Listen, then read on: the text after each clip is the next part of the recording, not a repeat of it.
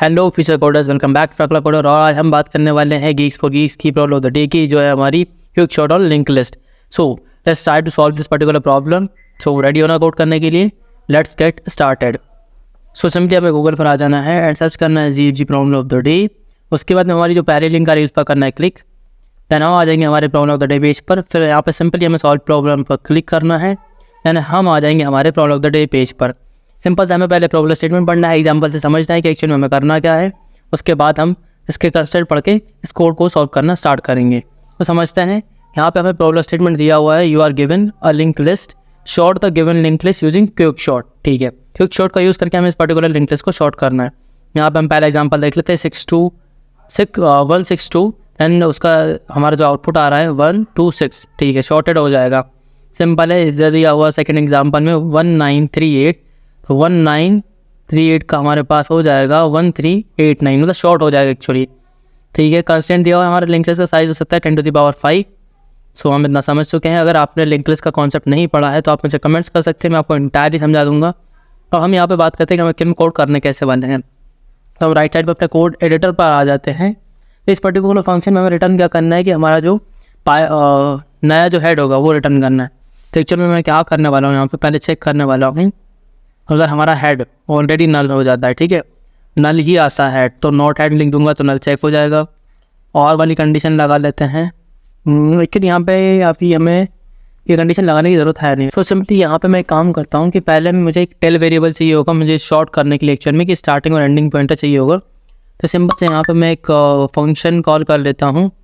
क्या function call करते हैं हम, टेल वाले फंक्शन के लिए एक्चुअली एक काम करते हैं, हम टेल वाला फंक्शन नहीं बनाते, हम खुद से ही टेल बना लेते हैं। सिंपल सा स्ट्रक नोट करके एक पहले वेरिएबल बना लूँगा, टेम्परेरी वेरिएबल, ताकि हमारा हेड का जो एड्रेस है वो खोए ना। और इसमें मैंने हेड को ले लिया। उसके बाद मुझे सिंपल करना है कि जब तक हेड का टेम्प का जो हमारा नेक्स्ट है वो नल नहीं हो जाता, तो सिंपल टेम्प का नेक्स्ट कहूँगा तो नल जहाँ पर आ जाएगा रुक जाएगा। सिंपल करना है टेम्प इक्वल टेम्प का नेक्स्ट कर देना है मुझे। सिंपली मैंने टेम्प इक्वल टेम्प का नेक्स्ट कर दिया है। अब ठीक क्या करेगा, हमारे लास्ट वाले नोट पर आ जाएगा हमारा टेम्परेरी वेरिएबल। फिर यहाँ पे एक सिंपल में एक फंक्शन बना लेना हो, QS क्या होगा, क्विक शॉर्ट। ठीक है, इसके अंदर एक्चुअल शॉर्टिंग हम परफॉर्म करने वाले हैं। इसके अंदर मुझे सिंपल सा हेड पास करना है, कॉमा हमारा जो टेम्परेरी वेरिएबल है। ठीक है, अब इसको हम एक काम करते हैं, थोड़ा ऐसा नाम दे देते हैं कि थोड़ा वो यूनिक मतलब लगे कि किस काम के लिए टेल वेरिएबल बना रहे हैं। तो टेल उसको मैं नाम दे देता हूँ। उसके बाद में हर जगह टेम्प को टेल कर देते हैं हम। एंड देन हमें क्या करना है, हमारा जो फंक्शन बनाया मैंने QS उसको कंप्लीट करना है।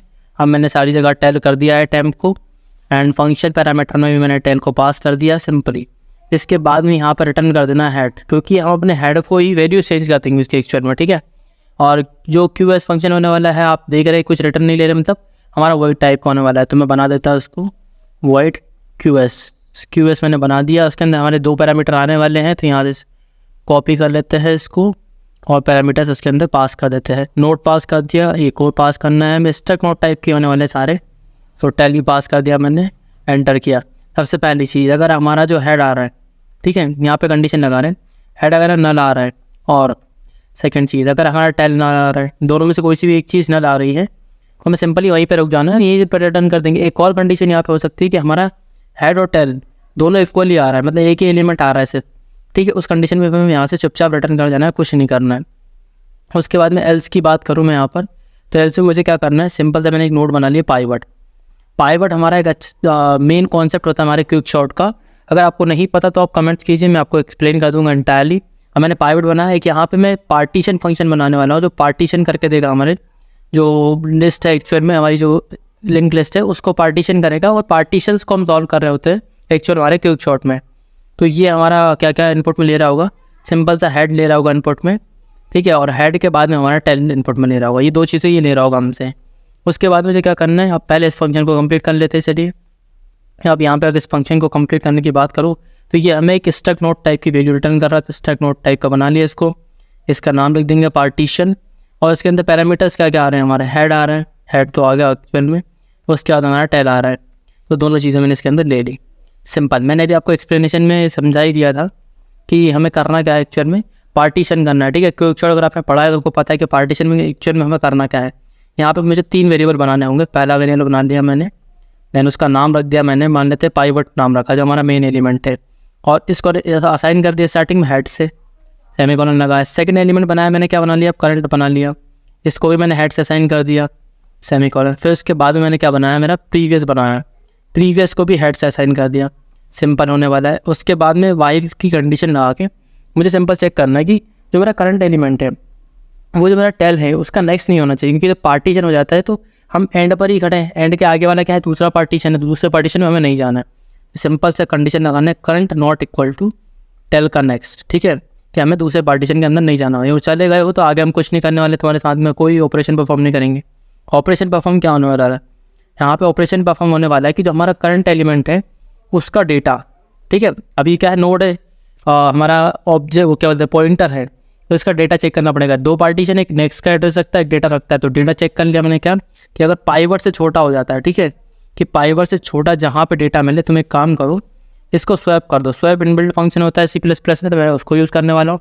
स्वैप क्या करना मुझे, प्रीवियस जो है मेरा उसका जो नेक्स्ट है उसके डेटा से स्वैप कर दूंगा मैं इसको, प्रीवियस के नेक्स्ट के डेटा से किसको स्वैप कर दूंगा, करंट के डेटा को स्वैप कर दूंगा, ठीक है। अगर आपको समझ में नहीं आ रहा हूँ मैं इसी से चेंज क्यों कर रहा हूँ, तो आप उसके लिए भी कमेंट्स कर सकते हैं, मैं वो सारी चीज़ें भी आपको एक्सप्लेन कर दूंगा। सिंपल से मैंने यहाँ स्वैप कर दिया और यहाँ पर मुझे क्या करना है, प्रीवियस को आगे बढ़ा दूंगा, प्रीवियस के नेक्स्ट कर दूंगा, ठीक है। अब मैंने इसको आगे बढ़ा दिया है, सिंपल से इसका नेक्स्ट कर दिया है, सेमीकोलन लगा दिया, ये हो गया हमारा यहाँ का काम। उसके बाद हमें क्या करना है, हमारे हर बार हमारा जो करंट है उसको आगे बढ़ाते हुए चलना है, ठीक है। मैं करंट को उसके नेक्स्ट से आगे बढ़ाते हुए चलता हूँ कि हर एक एलिमेंट को चेक करना है, जहाँ पे मिनिमम मिलेगा उसको स्वैप कर देंगे हम, ठीक है। और लास्ट में आके फिर एक स्वैपिंग लगानी है, क्या करना है, प्री का जो डेटा है, प्री का डेटा क्या है हमारा, सबसे स्मॉलेस्ट एलिमेंट आ गया, उसको अब क्या करना है, पाइवट से चेंज कर देते हैं अपन, यहाँ पर पाइवट से मैं चेंज कर देता हूँ, पाइवट के डेटा से एक्चुअली, ठीक है। स्वैप कर दिया और यहाँ से रिटर्न क्या करना है, प्री रिटर्न करना है, क्योंकि अब हमारा नया जो मीडिएटर पॉइंट आ रहा है, दो स्प्लिट कर रहे हैं हम, जो मीडिएटर पॉइंट आ रहा है वो क्या है, प्री है। प्री को यहाँ से सिंपल सा रिटर्न कर लिया। अब मैं वापस QS में आ जाता हूँ, हमारा पाइवट एलिमेंट आ चुका है। यहाँ पे हमें सिंपल करना क्या है, वापस QS को कॉल करना है। QS को कॉल क्यों करना है, पहले हेड स्टार्टिंग रहेगा हमारा, और पाइवट जो हमारे पास आया है वो हमारा क्या हो जाएगा, अब एंडिंग पॉइंट होगा, एंडिंग हो जाएगा, ठीक है। और सेकंड हम QS को एक और बार कॉल करेंगे, इसमें क्या होगा, हमारा हेड तो अब नहीं हो पाएगा, अब क्या होगा, हमारा पाइवट का नेक्स्ट एलिमेंट, सेकंड पार्टीशन का पहला एलिमेंट क्या होगा, पाइवट का नेक्स्ट एलिमेंट होगा, ठीक है। और हमारा जो एंडिंग होगी वो तो हमारा 10 ही रहेगा, ठीक है, इस वाले पर्टिकुलर केस के लिए। अब मैं से कंपाइल रन करके चेक करता हूँ कि एक्चुअली में ये कोड वर्क कर रहा है या नहीं कर रहा है। तो ये कोड कंपाइल हो रहा है, हाँ लेट्स सी, ओके। तो पहले सैम्पल टेस्ट किस लगा हुआ है, 162 वाले पे सक्सेसफुली रन कर रहा है। अब मैं सबमिट करके ट्राई कर लेता हूँ कि कितने टेस्ट केस पे एक्चुअली रन कर रहा है ये, जिसमें टोटल लगे हुए उन पे सारों पे, हाँ ठीक है। तो 7 डे का हमारा एक कोड था और सारे टेस्ट केसेस पे ये रन कर रहा है actually. So thank you so much for this video. We will meet in the next video and solve the next POTD of Geeks for Geeks. Thank you so much.